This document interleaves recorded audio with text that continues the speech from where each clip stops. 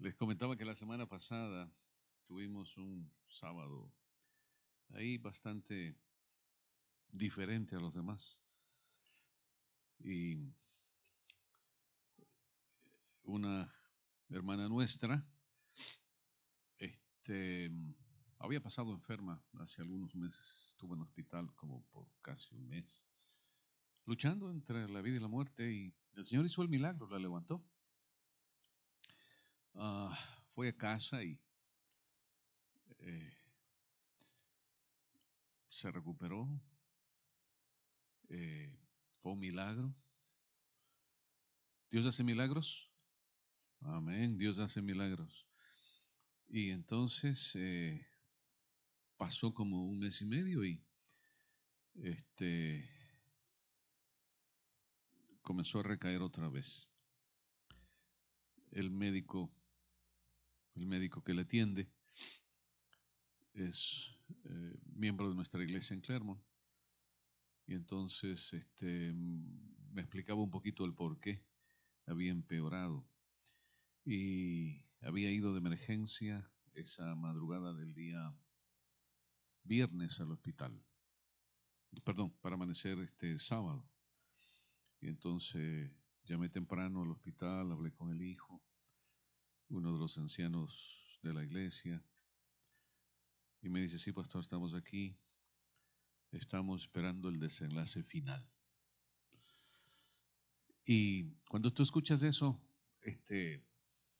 yo no sé, pero cuando te dan una noticia así de una persona que tú la conoces y escuchas al hijo con la voz quebrada, eh, no puedes menos que sentir tristeza también.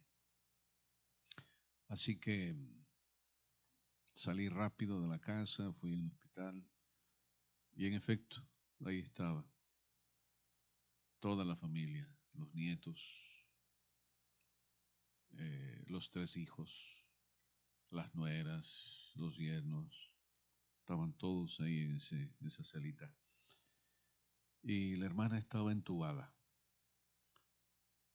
Y cuando tú ves a esa persona y la recuerdas en vida, su forma de ser, su energía, y ahora la ves ahí, tendida, con tubo, respirando con el pulmón artificial de la, ¿no es cierto?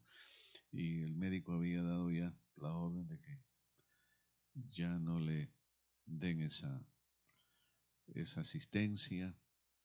La familia había pedido que la dejen descansar en paz. Eso había querido también la hermana y esperando el momento que parta de este mundo. Mis amados, cuando tú miras a todos, los miré a todos y todos tenían lágrimas en los ojos, tristeza, los ojos rojos por haber llorado. Y hermanos, esa es la realidad de la vida. Tarde o temprano, de una u otra forma, todos atravesaremos, cruzaremos la puerta de la muerte. Y Jesús eh, conocía que pronto le iba a pasar esa puerta.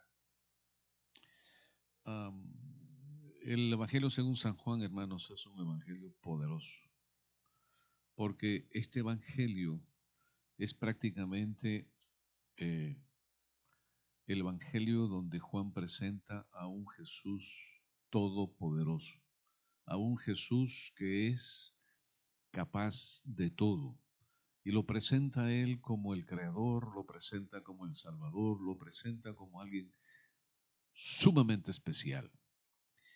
Y en el Evangelio de Juan se dedica a Juan los capítulos del 12, del 13 en adelante, a contar la experiencia de Jesús en los últimos o la última semana prácticamente, o el último fin de semana de la vida de Jesús. En el capítulo 13 encontramos que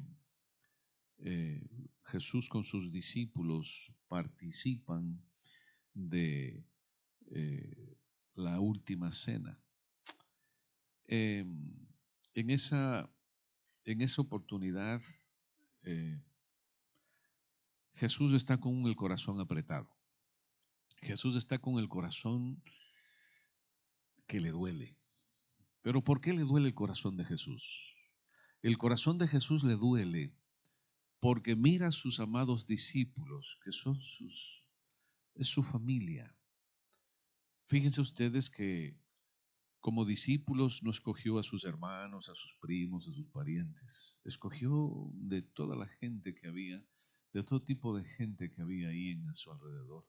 Así que eso muestra de que el Señor Jesús puso atención en los seres humanos de una manera no privilegiada, sino que el Señor Jesús mira al ser humano y a todos nos mira con los mismos ojos, con los ojos de Dios, Padre, Creador, con los ojos de hermano mayor, con los ojos de redentor, con los ojos de amor. Y así fue como estos discípulos pasaron con el Señor casi 3 años, ¿no? Y ahí estaba ya la última semana. Y el Señor mandó preparar, ¿no es cierto?, un lugar para tener la cena. Y, eh, y mientras iban llegando, me imagino, se iban acomodando. Las mesas no eran con sillas como son ahora, ¿verdad? Las mesas eran prácticamente puestos a ras de piso. La mesa era un poquito alta. Y entonces ellos se sentaban a veces en cojines, en el piso, y ¿no es cierto?, dando la espalda o arrimándose en el que estaba al lado. 2 de los discípulos tomaron posiciones especiales. Uno a su derecha, otro a su izquierda. Uno era Judas y el otro era Juan. Y mientras estaban ahí sentados, participando, ¿no es cierto?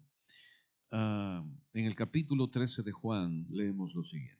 Capítulo 13, verso 1 en adelante. Vamos a abrir nuestra Biblia para leer lo que dice el Evangelio según San Juan. Capítulo 13.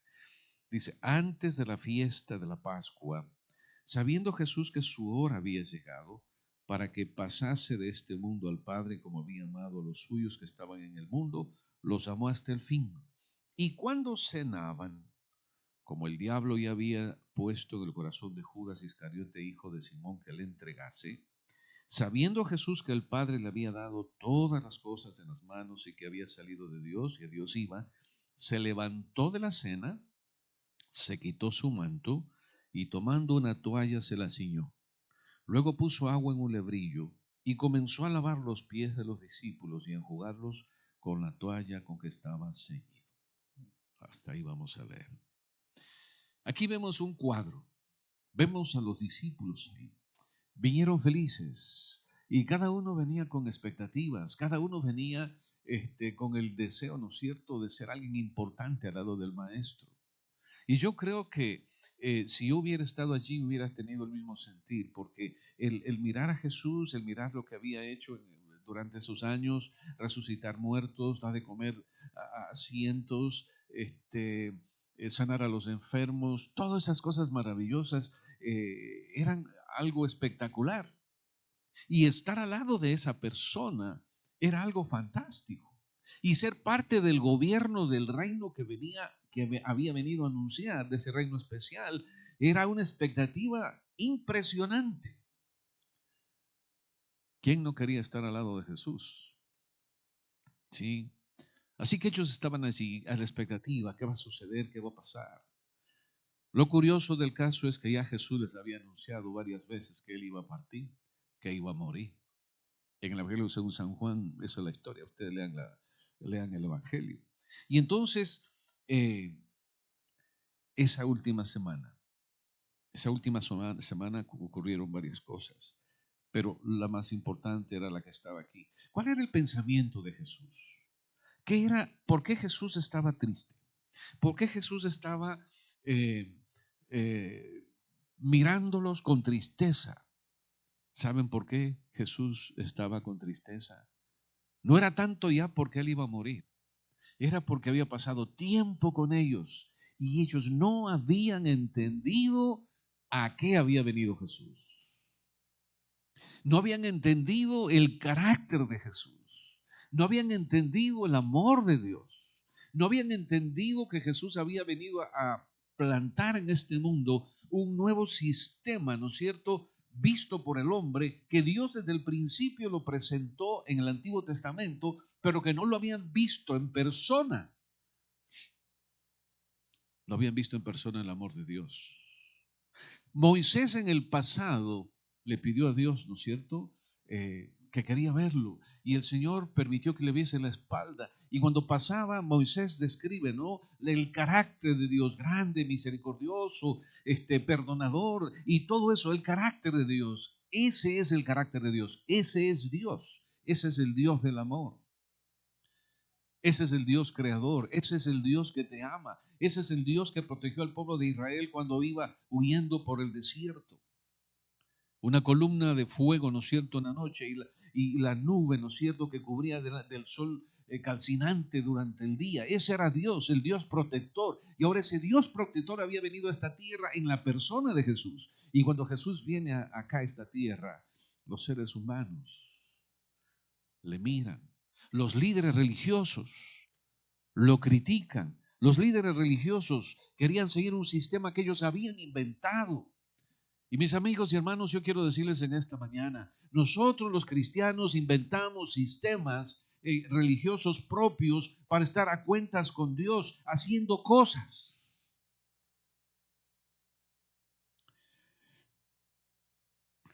¿Qué cosas? Por ejemplo, alguien me dijo, pastor, ¿quiere decir que si yo no devuelvo el diezmo, yo no voy al cielo? Bueno, si devuelves tu diezmo,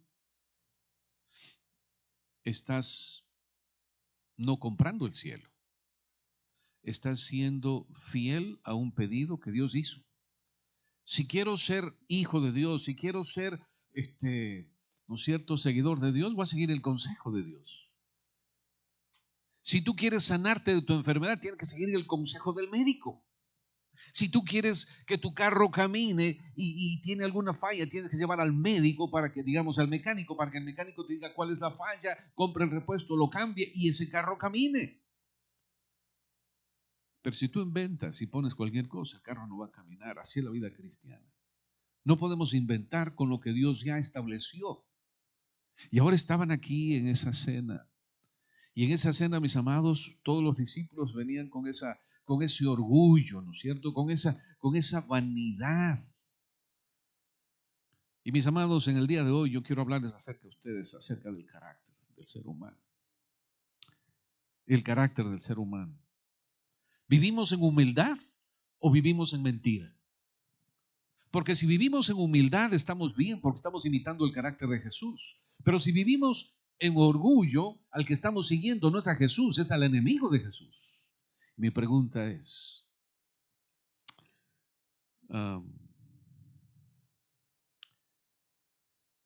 ¿estás tratando de imitar más a Jesús, contemplar más a Jesús, de saber más de Jesús? Porque miren, yo conozco personas que saben mucho, mucho de profecía. Muchísimo, entre pastores y miembros de iglesia, todos hay gente muy inteligente que sabe muchísimo. Pero su carácter desdice lo que pretendemos ser. Y nuestra vida como cristianos tiene que ser una vida de el reflejo de lo que Dios está haciendo en mi corazón a través del Espíritu Santo para ser imitadores ¿de quién? De Jesús. De Jesús. Aquí no podemos venir a la iglesia y decir voy a ser imitador del pastor, del anciano. Sí, algunas cosas que se nos peguen, las cosas buenas de mis hermanos, ¿verdad?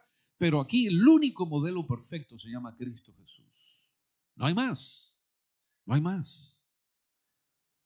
Desde que Adán salió del Edén, mis amados, en el corazón de los seres humanos apareció una característica que nació el Lucifer en el cielo. Él se transformó en alguien que ahora lo conocemos, ¿no es cierto? El nombre, Lucifer, diablo, como sea, Apocalipsis nos habla, y apareció en él algo que se llama orgullo, el pecado más grande, el pecado, digo yo, de los pecados. Padre o madre de muchos pecados. Ahora, yo busqué algo interesante. Yo busqué algo interesante. Y esa era la característica de los discípulos ahí en la cena. Ahí estaban todos. Y Jesús está mirando y los mira, ¿no es cierto? Y comienza a mirar a Pedro y comienza a mirar, ¿no es cierto?, a todos los que están allí. Ustedes saben que en esa época las calles no son bonitas, pavimentadas, no habían carros. La gente no usaba zapatos cerrados como uno, con medio, ¿no es cierto?, los pies bien protegidos. Ahí eran sandalias.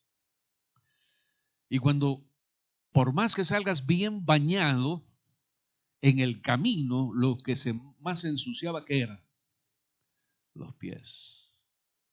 Por eso esas casas, a la entrada, muchas de esas casas tenían ahí, ¿no es cierto?, un recipiente con agua para que antes de entrar se lavasen los pies. Y había un siervo que lavaba los pies. Pero en esa casa, ese día, para esa cena preparada, no hubo siervo. Y la hermana Juárez dice que cuando estaban allí, todos se miraban el uno al otro. Y en la cabeza de ellos, llena de orgullo, pensaban: yo no le voy a lavar los pies a este. Yo no le voy a lavar los pies. Yo no me voy a humillar. Yo no me voy a humillar. Y amados, el corazón de ellos estaba lleno de ¿qué? Lleno de orgullo, lleno de orgullo. Pero en esta mañana aquí en Sorrento no hay orgullosos, ¿verdad? Yo creo que estoy predicando de más esto el día de hoy. ¿Verdad? No, no hay. Parejas. Los que trabajamos con parejas tenemos un problema con algunas parejas, ¿no? Sea él o sea ella. Ay, cómo vemos el orgullo en esas parejas. Y el origen de los problemas, a veces, es eso, el orgullo. ¿Quién manda más? ¿Quién es el que, no es cierto? Pero mis amados, ahí estaban los discípulos llenos de orgullo. Nadie quería humillarse. Pero en esa época, ¿no es cierto?, que las calles eran de esa manera, los que entraron a la cena, los discípulos, todos estaban ¿con qué? Con los pies, ¿cómo? Sucios, llenos de polvo y de algunas otras cosas más, me imagino. Pero mira lo que dice algunos sinónimos del orgullo. Para que ustedes se den cuenta, alguno puede decir: no, yo no soy tan orgulloso, o yo no soy orgulloso. Pero quiero que usted descubra que sí, a veces somos orgullosos. Mira, por ejemplo, sinónimos de orgullo. Uno de ellos, suficiencia. La suficiencia propia, ¿no es cierto? Soberbia, altivez, endiosamiento a sí mismo, engreimiento, ínfulas, vanidad, pedantería, presunción, arrogancia, petulancia, soberbia. ¿Cuántas de esas cosas se aplican a nosotros? Se aplican a nosotros. Cuando yo leo esto, cuando yo estaba hace años en una situación difícil, ¿verdad? Con mi esposa, yo pensaba que no, yo no tenía problemas. Y lo que pasa era que mi corazón estaba lleno de ¿qué? De orgullo, pero yo no lo veía. Hasta que alguien me mostró, hasta que alguien me lo puso delante mío. Y dije: wow, qué orgulloso que soy de verdad. Había una hoja que había que llenar para mirar, ¿no es cierto?, ciertas características que definían a las personas como orgullosas. Y hermanos, yo casi la llené completa. Y me sentí tan triste, mis amados, porque estaba tan lejos de lo que yo pretendía que creía que era. La pregunta es: ¿qué es lo que revela tu vida, tu carácter? ¿Qué es lo que la gente ve? ¿Qué es lo que la gente, ¿no es cierto?, aprecia de ti? Cuando tú hablas con ellos, ¿qué sale de tu boca? Cuando tú hablas con tu esposo, con tus hijos, con tus vecinos, con tus parientes, con cualquier persona que sea, la gente, ¿qué pensará de ti cuando tú abres tus labios y salen palabras? Porque las palabras son ¿no es cierto?, el producto de tus pensamientos. Y lo que está en tu cabeza y en tu corazón sale. Y cuando de tu boca salen cosas que no son agradables, pues definitivamente no son agradables porque no son de la inspiración divina de haber contemplado a Jesús. Mira, el presuntuoso. El presuntuoso es el que presume o alardea. Estaba buscando yo en el Google Diccionario, ¿no? Dice, presume o alardea de sí mismo, es el presuntuoso. Casi siempre, todas estas características son el tipo de personas que se creen que somos, ¿qué cosa? Que son superiores a los demás.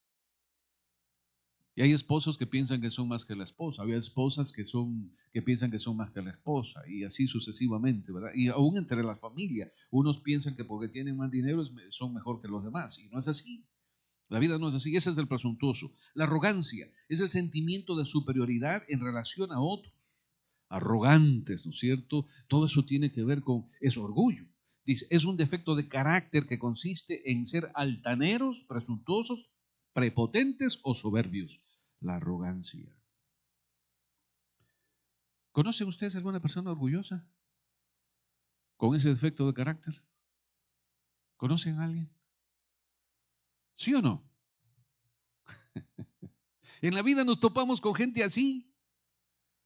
O nosotros mismos somos los protagonistas del orgullo. ¿Qué es la petulancia? ¿Qué es la petulancia?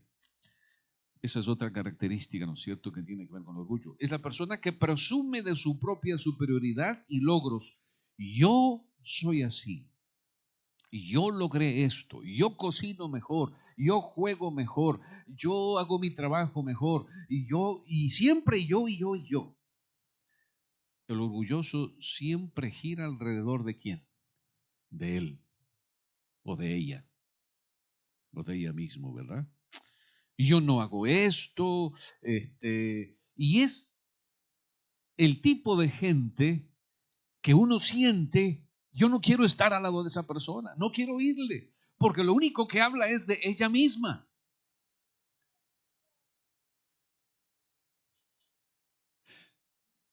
Cuando el Señor va cambiando tu vida y tu carácter, la vida cambia.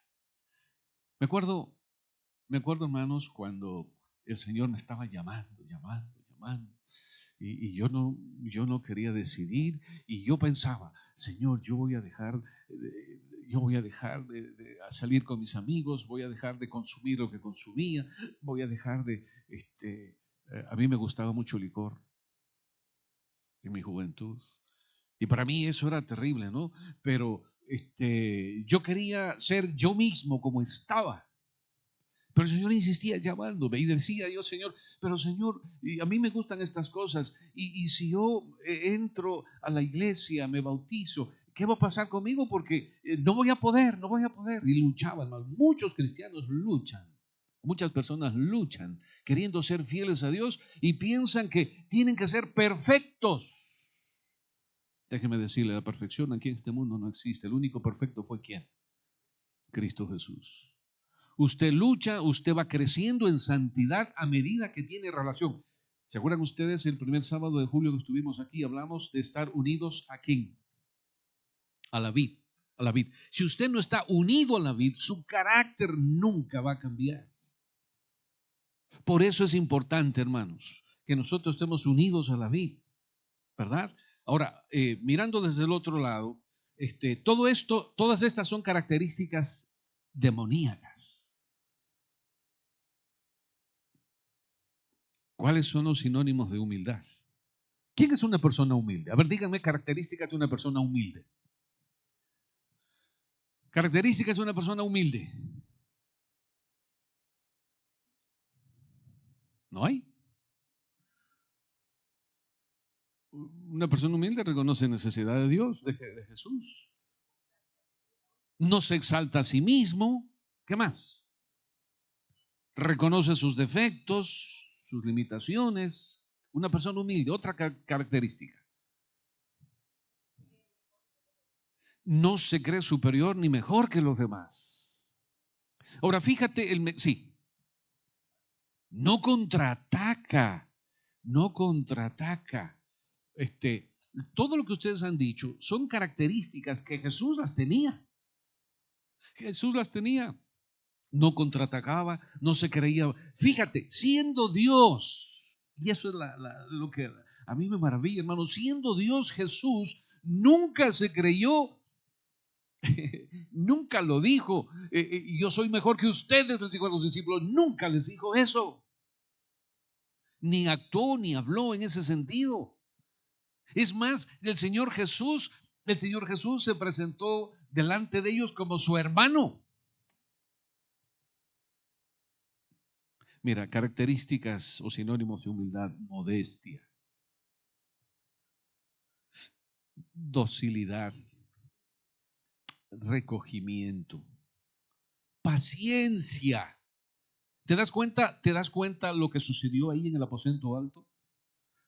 ¿Te das cuenta la paciencia de Jesús? ¿Te das cuenta la paciencia que te tiene y nos tiene en este mundo? A veces se nos, de una manera abrupta, se nos sale, en mi país decimos, se le salió el indio, ¿no? Se nos sale el indio y, ay, ¿por qué dije esto? ¿Por qué actué de esta manera? ¿Y cómo es esto? Porque nuestro carácter en Cristo va mejorando y todas esas cosas horribles de las que no queremos tener, ni hablar, ni pensar, van saliendo, van desapareciendo. Pero eso lo hace el poder del Espíritu Santo. El poder del Espíritu Santo. Otra característica de la humildad, ¿no es cierto? Sinónimo, vergüenza, suavidad, humillación, sencillez, sumisión, obediencia. Todo eso está entre los sinónimos de humildad. Todas esas características las tuvo ¿quién? Jesús. Jesús. Ahora, el diablo fue el originador de todo eso, ¿verdad? Pero en el Evangelio según San Mateo, hablan su Biblia en el Evangelio según San Mateo, un momentito. En el capítulo 11, San Mateo 11, 29. San Mateo 11, 29. Mira lo que dijo el Señor Jesús: llevad mi yugo sobre vosotros y aprended de mí, que soy ¿qué? Wow, él sí que podía decir, soy manso y ¿qué? Y humilde. Y fíjate, ahora está en el aposento alto y ahora va a poner en práctica lo que él dijo que es. Soy manso y humilde.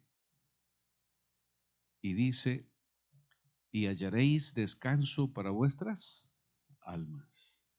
Mis amados, ahora Jesús está allí. Nadie quiere lavar los pies de nadie. Y en esa condición, entonces, cuando se levanta, ¿no es cierto? Se quita comienza a lavar los pies. ¿Los pies de quién primero lavó?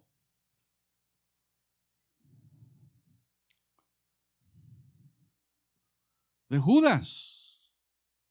De Judas. Tenía que empezar por donde estaba Judas. Pregunto, ¿ya Judas le había traicionado a Jesús? Ya le había traicionado, ya lo había vendido, ya le habían dado el dinero. Mira,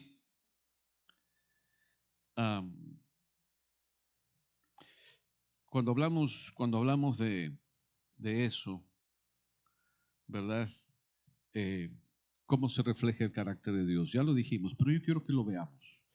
Abriendo nuestra Biblia en el libro de Éxodo, capítulo 34, porque eso es lo que es Dios y eso es lo que vino a reflejar aquí Jesús, aquí en esta tierra. En el libro de Éxodo, en el capítulo 34, versos 6 y 7, es lo que yo les estaba mencionando cuando Dios se manifiesta delante de Moisés, capítulo 34, versos 6 y 7, desde el 5.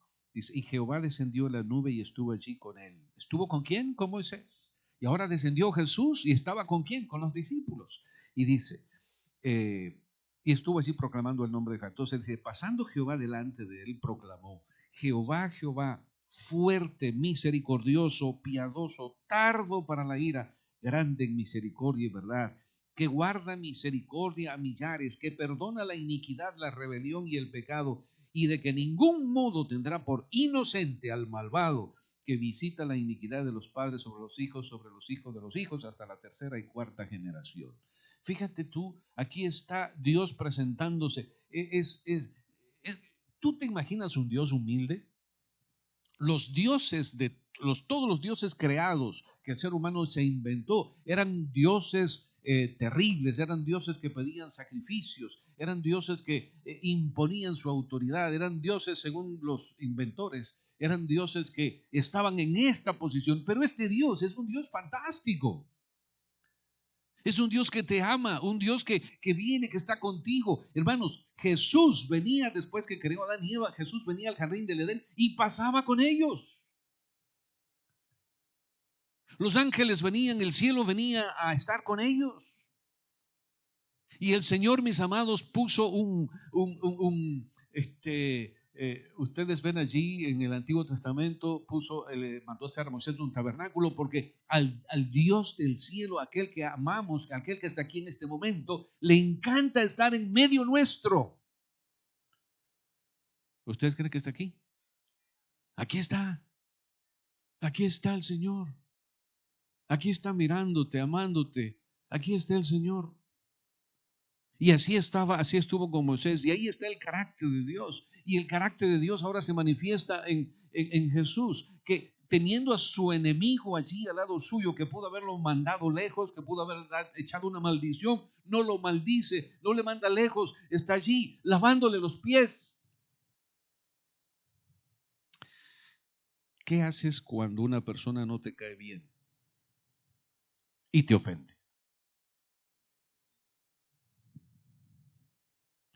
¿Qué haces cuando una persona no te cae bien y te ofende? ¿Qué hacemos? Les veo sonriendo a varios de ustedes, pero no sé por qué. ¿Ah?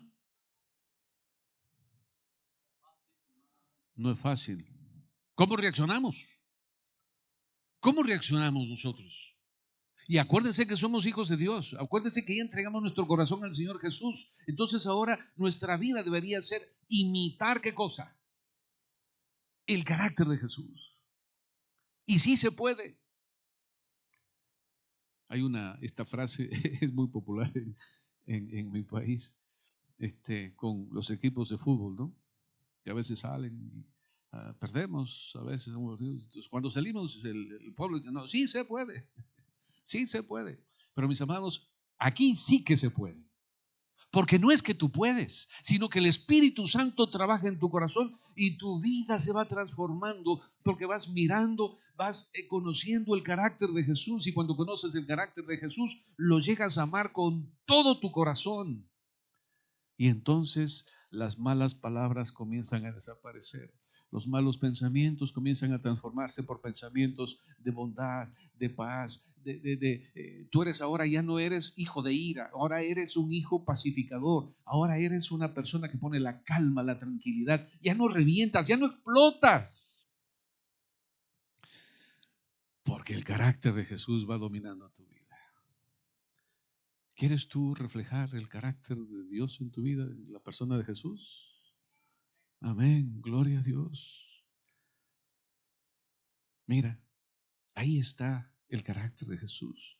Pero ese carácter de Jesús, de una manera maravillosa, Dios le simbolizó desde el jardín del Edén, cuando Adán y Eva ya no tenían vestido, la gloria desapareció, estaban desnudos, se dan cuenta, y ahora Dios les vistió con piel ¿de qué? De cordero, los vistió.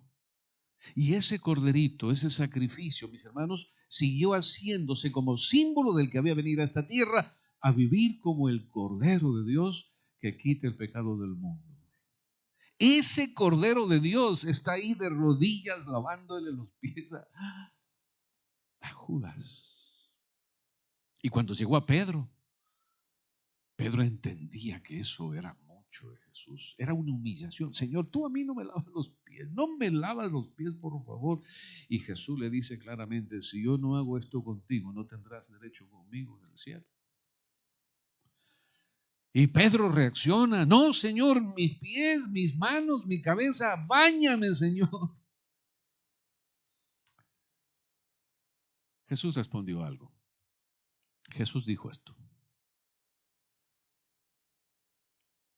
Los que están limpios, mejor dicho, Jesús dijo algo interesante. No todos están limpios.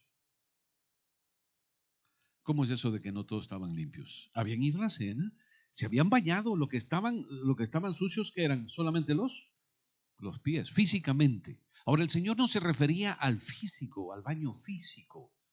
En esa época, en la Pascua, había unos ritos ceremoniales tremendos en todo Jerusalén, especialmente en Jerusalén. Había baños públicos para purificación. Y en esos baños públicos, mis amados, la gente venía porque la purificación en esa época de la Pascua era bañarse por fuera, estar limpio por fuera, pero en su corazón no había un verdadero arrepentimiento, no había una verdadera entrega al Señor, no había esa consagración al Señor. Y lo que Jesús vino a esta tierra es a mostrar de que el cambio no es por fuera, el cambio es por ¿dónde?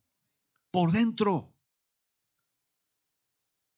Y para que haya cambio por dentro, tenemos que imitar, contemplar, aprender del amor de Jesús. Bueno, hermanos, Jesús, en Filipenses 2, capítulo 2, ustedes pueden leer en su casa, está Pablo hablándole y ahí dice que Jesucristo nos amó tanto, que no tuvo, siendo rey, siendo divino, siendo poderoso, siendo todo, no tuvo en su corazón el deseo de aferrarse a esa divinidad, a su gloria, sino que vino a esta tierra hasta humillarse, hasta la muerte de cruz. ¿No te da gracias, no te da gratitud el amor de Jesús? A mí me infunde una gratitud enorme. Admiro a Jesús. Quiero amar como Jesús, quiero perdonar como Jesús, quiero tener el carácter de Jesús. Quiero que el Señor siga cambiando mi vida. Y así como el podador, así como el Señor dice en capítulo 15 de Juan, que el que guarda, ¿no es cierto?, la vid, poda para que se lleve más fruto. Podemos decir el día de hoy, Señor, si tienes que podarme, poda. Va a doler, pero me va a servir para que pueda llevar mucho fruto. Tú tienes fruto que llevar. Tienes tu familia, tienes tus amigos, tienes gente que te rodea, hay gente que tú quieres llevar al cielo. Pero que esa gente, esas personas puedan mirar en ti los frutos de esa relación que tienes al contemplar la vida de Jesús. Contemplemos a Jesús todos nuestros días, mis amados, y tú vas a ver cómo el Señor en el capítulo 15 de Juan dice algo interesante. Capítulo 15, verso 14. Vosotros sois mis amigos si hacéis lo que yo os mando. Hay un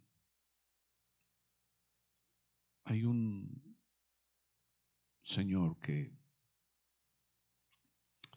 me acuerdo, bautizamos a este señor hace algunos años y él no se bautizaba. Me dijo, pastor, es que mi carácter es terrible, a mí no me sale. Y el hombre, la familia tenía miedo porque no solamente era bravo, sino que hablaba feísimo. Y no había conversación que el hombre no diga palabras horribles, ¿no? O sea, no, pastor, eso no es para mí. Yo soy como soy, nadie me cambia.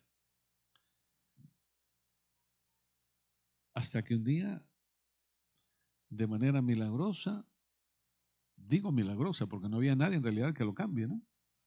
Le entró el deseo de ir un día a la iglesia. Y ese día la predicación tenía que ver con el perdón de Jesús a aquellos que se arrepienten. Y esa frase de el perdón de Jesús a aquellos que se arrepienten le entró bien aquí. Porque él me dijo después, pastor, Yo no sabía que tenía que arrepentirme para sentir el perdón de Dios o para tener el perdón de Dios. Eso yo no entendía. Yo no sabía que el arrepentimiento era parte de eso. Y entendí que si Él me perdonaba, si yo confesaba, entonces yo podía cambiar. Hermanos, cuando tú miras a una persona como esas que son así bien, que tú dices, nunca se va a convertir, nunca va a entregarse al Señor, y cuando tú lo miras entrando a las aguas del bautismo, es un milagro, porque solamente Dios hace milagros. Solo Dios hace milagros, mis amados. Y el sábado pasado estábamos predicando en la iglesia en Lisboa. Y después del servicio, les conté el miércoles, creo que les comenté como testimonio. Y el día se terminó el sermón y estábamos despidiendo a la gente. Yo estaba ahí a la entrada y viene el director de diáconos, uno de los diáconos, y me dice, pastor, Ricardo quiere hablar con usted. Ricardo. Yo no conocía a Ricardo, pero Ricardo había estado yendo ya de vez en cuando a la iglesia y hace como 5 años atrás había venido a la iglesia, pero los afanes de este mundo, la juventud lo llevó fuera. Pero ahora estaba allí, pasando por un poco de tribulación. Pero ese día, ahí estaba, vino y me dice Pedro, el diácono, pastor, ¿quiere bautizarse? Hoy quiere bautizarse. No, ¿cómo que hoy? Hoy. Le digo, pues ¿estás seguro hoy? Sí, sí, pastor, hoy quiere bautizarse. Bueno, tráelo para conversar con él. Así que entró Ricardo y el hombre estaba, hermanos, era un hombre joven, quizá de unos 25 años. Y ahí estaba llorando, no podía hablar. Y le digo, Ricardo, me dice Pedro que tú quieres bautizarte, ¿es verdad? Sí, me dice, no podía hablar por los sollozos que tenía. ¿Quieres bautizarte? Sí. Bueno, ¿y quieres bautizarte hoy? Sí. Pero tú sabes lo que implica eso de bautizarse, porque si te bautizas, tú estás entrando, le estás diciendo al Señor, te entrego mi corazón, quiero ser tuyo. Y sí. Y le hacía otra pregunta, y sí. Y a todo lo que decía, sí. Hasta que pudo hablar, pastor, yo estaba demorándome mucho. Pero hoy el Señor habló mi corazón y quiero tener el carácter de Jesús. Mis amados, Dios sigue haciendo milagros. Dios puede cambiar tu vida, tu carácter, tu ser. Dios puede hacer maravillas si tú le dejas. Es solamente ponerse en las manos del Señor y el Señor, cuando llegue el momento, te va a dar la corona de la vida eterna, porque has peleado la batalla de la fe. Vamos a cantar. Vamos a cantar ahora. Tenemos el himno. Yo les digo ahora, 508. El himno 508 de los himnarios que tienen allí. Vamos a alabar a nuestro Dios con alegría y quiero decirle que usted tiene todavía oportunidades para seguir cambiando porque la puerta de la gracia está abierta. Sí, aprenda profecías, aprenda muchas cosas, pero lo que más importa es que conozcas a Jesús, el Dios de la salvación. ¿Ok? Vamos a cantar. Puesto en pie.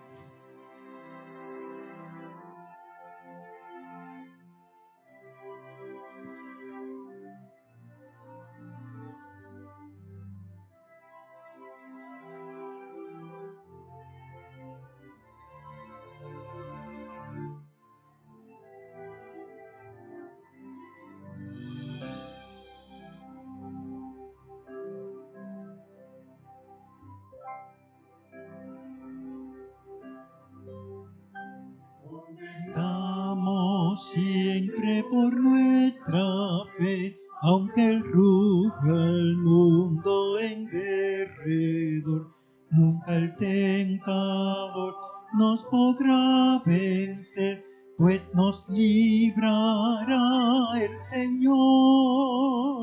Si vencemos aquí, reinaremos allí en la gloria celestial. Si llevamos la cruz por amor de Jesús, la corona Él nos dará. No seamos tibios de corazón, si dejemos nunca el primer amor, mantengamos firme la profesión de la fe del Salvador. Si vencemos aquí, reinaremos allí en la gloria celestial. Si llevamos la cruz por amor de Jesús, la corona Él nos dará. Procuremos todos la santidad, sin la cual ninguno verá al Señor. Gozo, paz y eterna felicidad, Cristo da al vencedor. Si vencemos aquí, reinaremos allí en la gloria celestial. Si llevamos la cruz por amor de Jesús, la corona Él nos dará. Amén, amén, amén.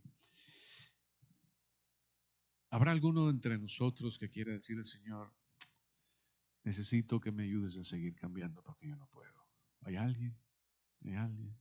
Amén, amén. Amado Señor,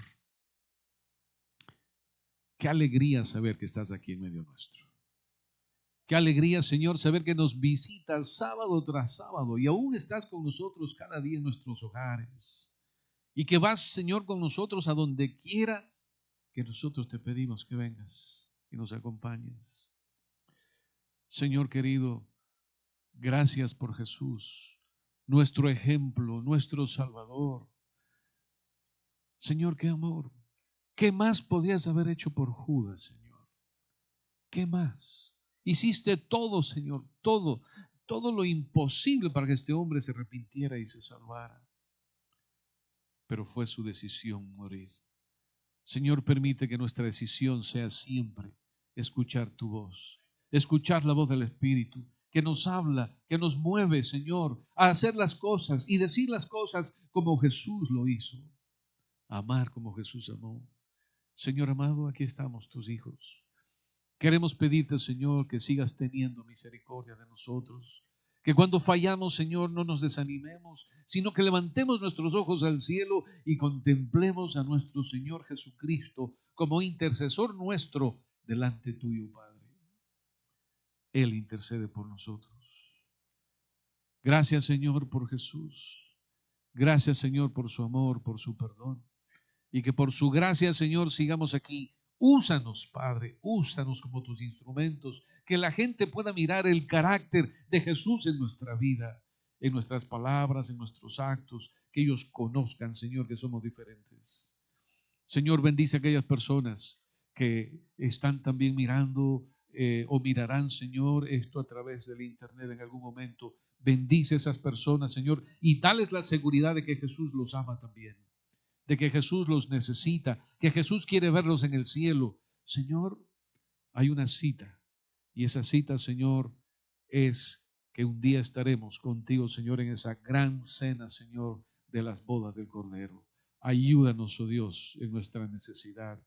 Quédate en nuestro corazón, quédate en nuestra iglesia. Bendice nuestra iglesia, Señor, para que sea luz aquí en el vecindario, en nuestro hogar y a donde quiera que llevemos tu palabra. Gracias, Señor. Bendice tu iglesia y bendice a aquellos que no pudieron venir también.